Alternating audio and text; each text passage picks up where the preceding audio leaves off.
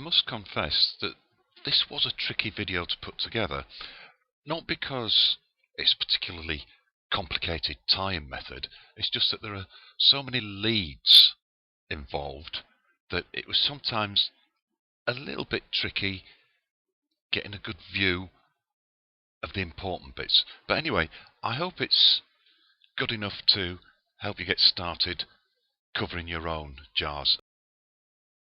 Here's a bottle, large cider bottle that was covered, and the main body of this uses the same technique as we're going to use in this video for covering a small jar.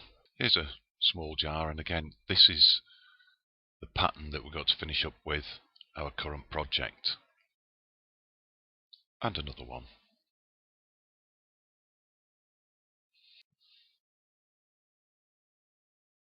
And here is the jar that we're going to cover in this video.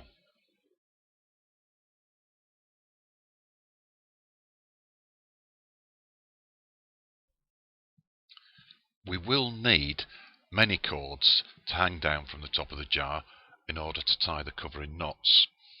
First of all though, we need a starting piece to wrap around the top of the jar before we add the other cords.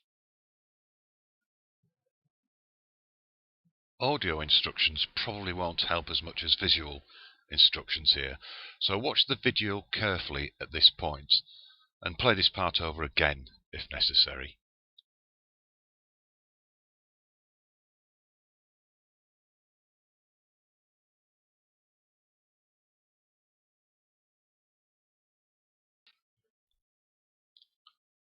Place this loop over the top of the jar, but not too tightly, as we need to add more cords by threading them over this loop.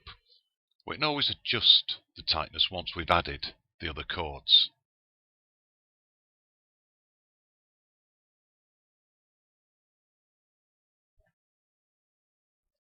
At this point, we have one set of 2 cords hanging down. We'll add more sets soon, but how long does each set of cords need to be? I would normally expect each individual cord to be approximately 6 or 7 times the height of the jar, but I'm going to make them 8 times the height to be on the safe side.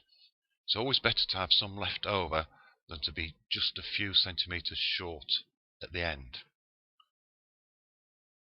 If each individual cord needs to be 8 times the height of the jar, I'll cut pieces which are actually 16 times the height of the jar, because these pieces will be doubled over.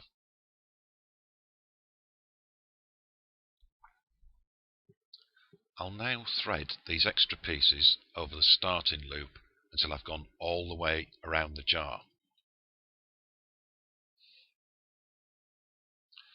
Make sure that when these pieces have been doubled over and added, that the individual hanging bits are the same length. I now have 2 sets of paired cords hanging down the jar. I'll keep adding more until I've gone all the way around the jar. With this design though, it's important that an even number of pairs are used. That might mean squeezing an extra one in when you count them up, or taking one out. But as I say, looking at this picture now, we have 2 pairs of cords and we need an even number of pairs when we've gone all the way around the jar.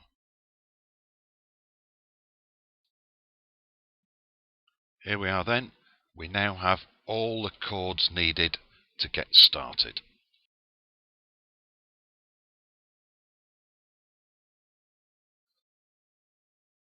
At this point, it's worth making sure that things are tightened up evenly.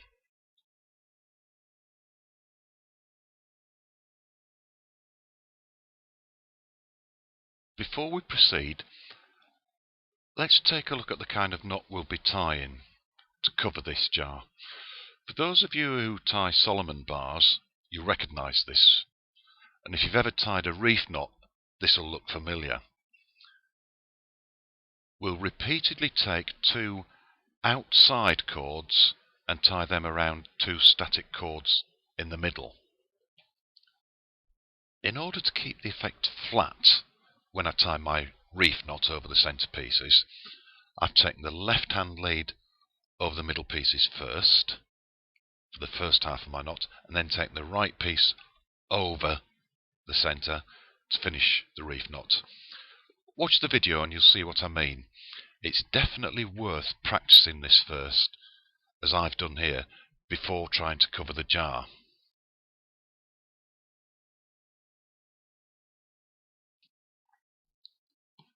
Instead of alternating to get a flat effect by going left over right, then right over left, then left over right, and so on, if I always started my knot by taking the same side over the centerpiece, i.e., for example, always taking the right over first or the left over first, and repeated that, effectively tying a granny knot instead of a reef knot, I'd finish up with a spiral effect. It's certainly a nice effect, but it's not one we'll be using in covering the jar in this video.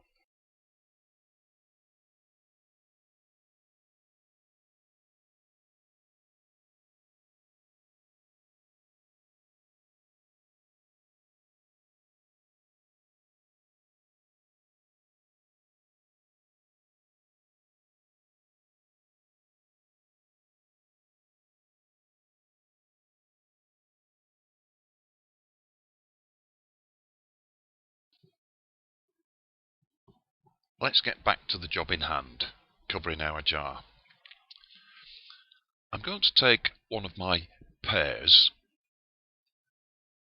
and use it as a centre around which I'll tie my first reef knot. Incidentally, reef knot is sometimes known as a square knot, for obvious reasons.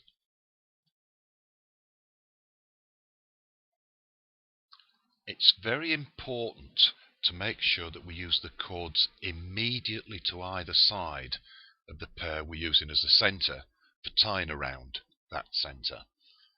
Yeah, that sounds simple in principle, but with so many cords, it's quite easy to accidentally use the wrong one. Fortunately, the error normally becomes apparent fairly quickly, usually on the next circuit around the jar. So when you take your two pieces as a centre, make sure that the cords that you tie round are the ones immediately at either side.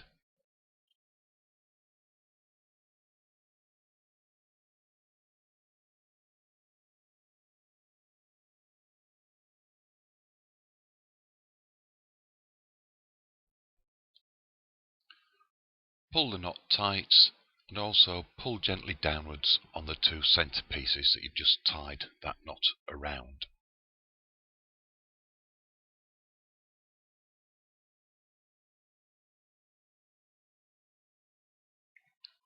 We're done with the first pair and the first knot, so we now move to the next pair and tie a knot around that.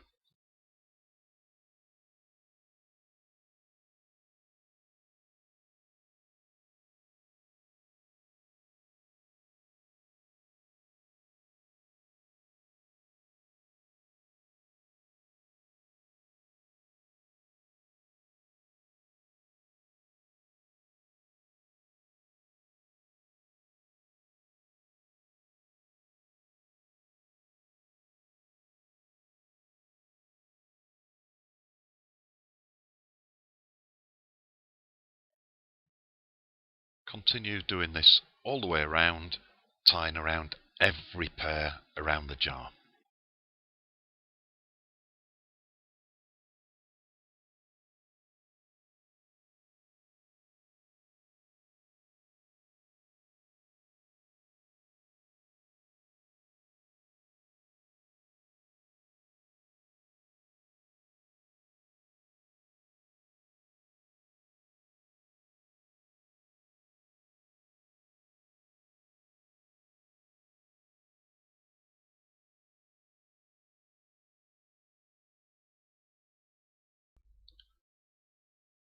For the next circuit around the jar, we'll use the cords that we tied the knots with last time as our centre pair.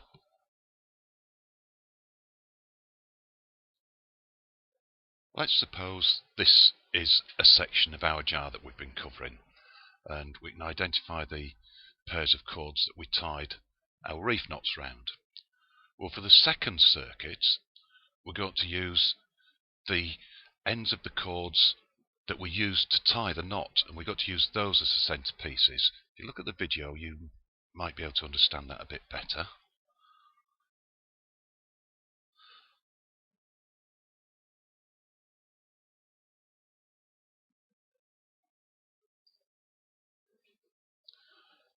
And what you'll actually get when you've tied this knot, you'll notice there's a small hole above that, and the hole is part of the pattern. It's almost like a diamond shape.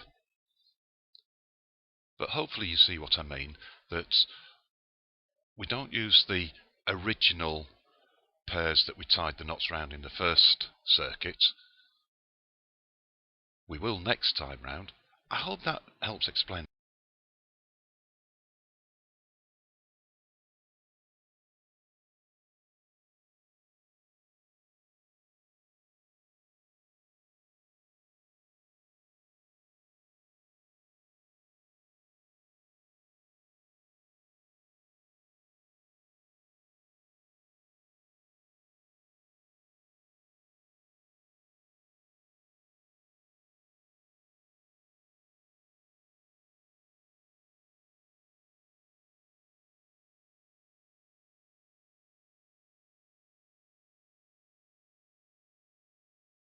There are the next two chords we're going to use as our centre.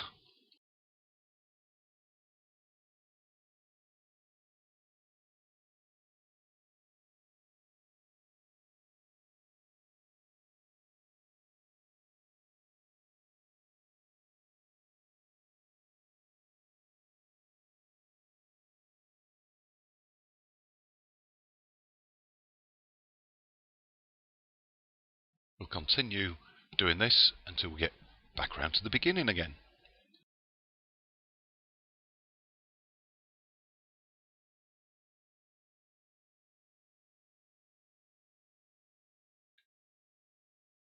In fact, all we need to do now is keep going round, making sure that the two chords we use as the centre have a hole above them when we tie our reef knot.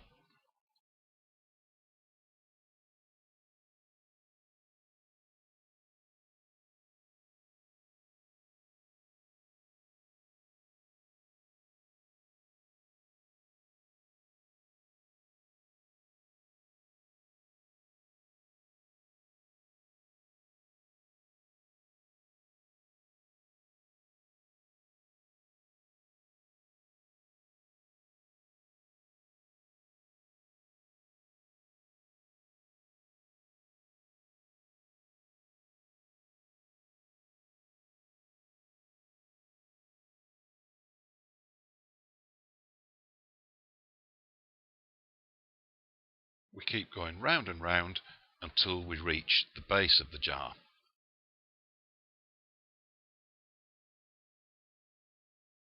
I've got quite a lot of cordage left over, although I knew I would. I have to emphasise how important it is, though, to err on the side of caution, and until you're proficient in estimating the amount of cord required, you should always use too much rather than too little. How are we going to finish things off? Well, an easy option is to snip the ends so that they can be hidden underneath a Turk's head, like this example here. If you need instructions on tying a simple Turk's head, then you'll find a document on the GR8 Knots website. Hover over Resources with your mouse on the main menu, then click on Documents. Amongst the documents you'll find on the resulting page is one on Turk's heads.